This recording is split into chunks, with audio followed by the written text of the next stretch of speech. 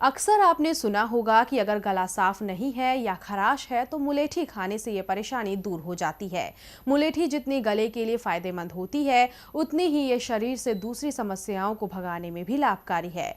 मुलेठी के इस्तेमाल से और क्या-क्या फायदे मिल सकते हैं, देखिए इस रिपोर्ट में। मीठी मुलेठी में विटामिन बी और विटामिन ई पाया जाता है।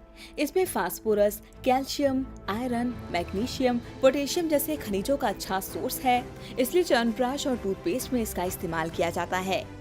मुलेठी गले के साथ साथ पाचन तंत्र के लिए भी फायदेमंद है। मुलेठी सांस की परेशानी को भी दूर करती है। यह वायरल बीमारियों को भी भगाती है। मुलेठी मुंह की गंदगी को खत्म करके बैक्टीरिया से दांत और मसूड़े को होने वाले नुकसान से भी बचाती है। मुलेठी के पानी को रुई में भिगोकर उसकी बूंद आँखों में लगाने से आँखों की लालिमा मिटती है। मुलेठी को चूसने से खांसी दूर होती है। साथ ही मुलेठी आवाज के साथ साथ पेट और आँखों के लिए भी काफी फायदेमंद है। डीबी लाइव की रिपोर्ट।